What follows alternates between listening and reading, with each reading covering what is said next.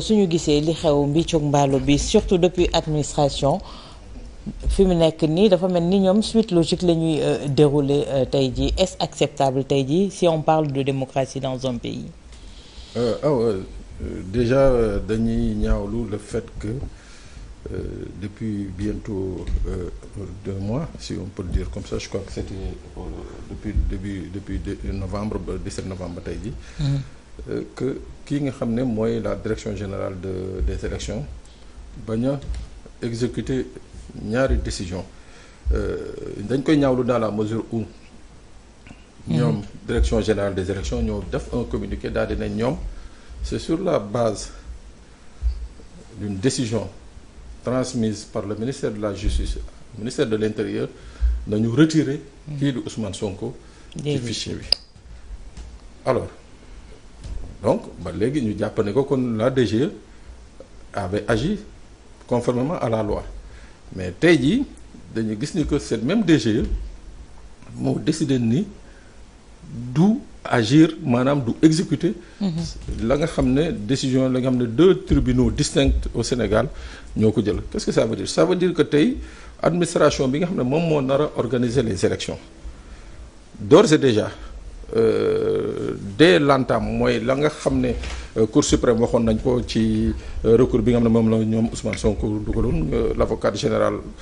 qui je me rappelle plus du nom avait dit mooy que tey il faut que Cour suprême freiner kii nga xam ne mooy le directeur général des élections parce que Ousmane Diagne Ousmane Diagne non mooy la dame là ah ok oui que il faut que Cour suprême freine la DGE parce que bu ko freiné wul la DGE était en train déjà de s'immiscer et d'aller même plus loin c'est-à-dire de prendre des dispositions à la place du conseil constitutionnel parce que conseil constitutionnel rek moom la ñu may fii Sénégal mu recevoir les candidatures daal di xool ndax baax na wala baaxul déjà il y avait une première alerte mais li gën a yéeme mooy que kii nga xam ne mooy njiitu réew mooy le président de la République moom moo ko wax au mois de juillet bi muy tàggatoo Sénégalais ne il fera pas un mandat que toutes les décisions de justice yi nga xam ne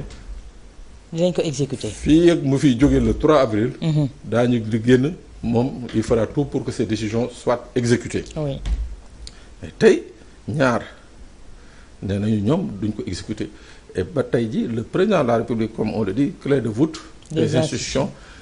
yeeyu ci yàbbewu ci qu'est-ce que ça veut dire que déjà l'une des principales directions bi nga xam ne dañu am importance ci jeu électoral ñoom wane nañu déjà seen féete waaw wane nañu déjà seen féete bon moo xam ça va se limiter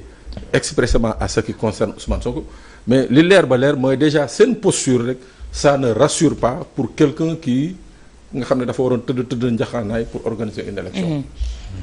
tey ñu fàttali awa que ni aussi sànq li ma doon wax c'était fi nga xam ne moo di Colorado la. États-Unis ñoom ñoo jugé Donald Trump en tout cas inéligible ci élection présidentielle yu 2024. dinañu xool ndax Donald moom mën na layal boppam mais tey fii Pape Daanele Cissokho moom moo di ne administration bi naka organiser élection yooyu yéen ngeen bëgg dem ci élection yooyu te élection yi suñ koy wax transparence moo ci tax mais suñu wonee seen posture wone seen féete est-ce que tey jii di ngeen am assurance qu'il y aura des élections dans la transparence? C'est une excellente question. C'est d'ailleurs, et je suis entièrement d'accord avec l'analyse de Pape Sané, c'est d'ailleurs la raison pour laquelle Boubacar Camara, quand il parlait du report consensuel des élections, c'était justement pour assurer cette transparence dont il parlait. Parce que ñu ngi dem vers des échéances yoo xam ne kenn amul contrôle kenn xamul li xew. Exactement. Nous avons plus de 1000 prisonniers politiques loo xam ne mosul am Sénégal. Le fichier électoral est totalement opaque. kenn xamul boo joxee sa clé yan algorithme moo nekk derrière buy wax oui ou non ndax le parrainage est bon. Donc vous voyez, et d'ailleurs ñoom bi ñu koy commencé yàgg na c'est pas maintenant le pouvoir pendant un instant depuis fort longtemps maintenant ñu ngi violer pratiquement beaucoup de mesures. Remplacement de la révision ordinaire par une révision exceptionnelle def nañ ko kenn waxul dara. La réduction de la durée de réduction de 6 à 2 mois kenn waxul dara. le report du début de la collecte du parrainage ñu jëlee ko septembre yóbbu ko octobre kenn waxul dara la réduction de la durée de la collecte de 4 à 3 mois donc yii yëpp di ñëw DGE di refuser joxe les fiches de parrainage à Ousmane Sonko et qui c'est autant de violations venant de l'administration sur des décisions yoo xam ne nii. mais kan moo waroon wax yaa ngi naan kenn waxul dara mais kan moo waroon wax kan moo am intérêt waaw voilà. mais bien sûr opposition ñu ngi wax opposition bi ñu ngi wax Boubacar Camara a publié le plan Diagal. Et beaucoup n'ont pas compris sur ce plan Diagal lan la ci wax. report consensuel des élections boo xam ne dañuy d'accord ci fixer 14 mesures yoo xam ne sont essentielles le processus électoral qui est la 3e mesure nous dans notre programme ñu ngi ko tuddee les mesures Sigma. Moi je suis ingénieur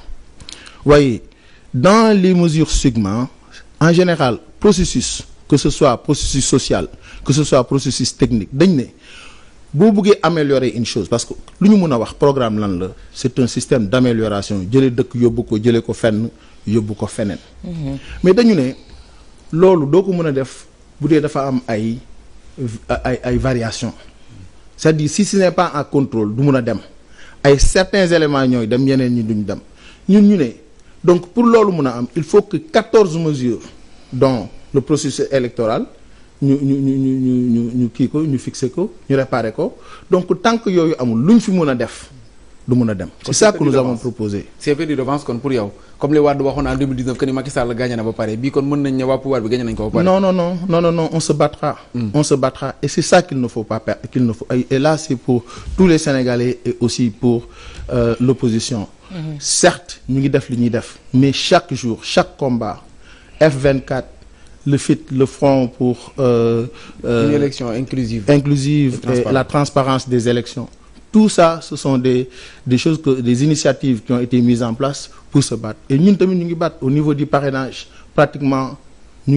ngi collecter autant de parrainage dépassé nañu même la limite qu'il faut et on continue aussi en plus de cela ñu mettre en place même dans notre système de parrainage des systèmes de contrôle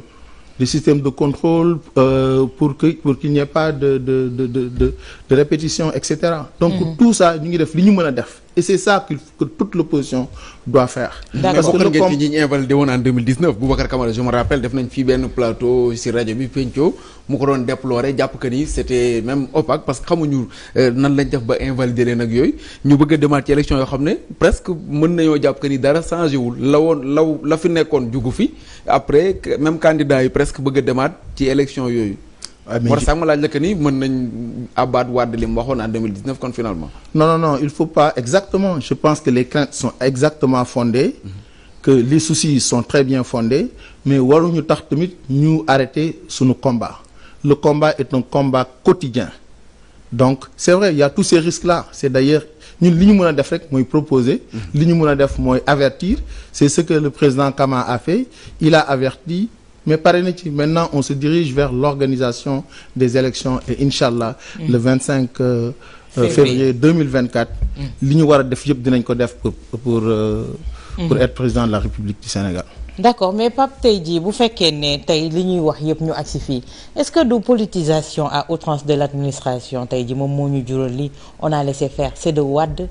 à Macky et on a laissé perdurer gisoon nañ fi Macky Sall defoon déclaration ne tous les directeurs généraux ku ci gañewul sa gox mu dindi la fi est-ce que loolu tamit bàyyiwuñu seetaan ñun Sénégal lu ñu xeex tey après jékki beneen tànk dem ci leneen moo ñu indil tey lii ñuy dundoo. mais awa tout ce qui nous arrive je crois que ñun ñëpp nous en sommes comptables yàgg naa ko wax mooy que de 2012 à 2023 ñun ñëpp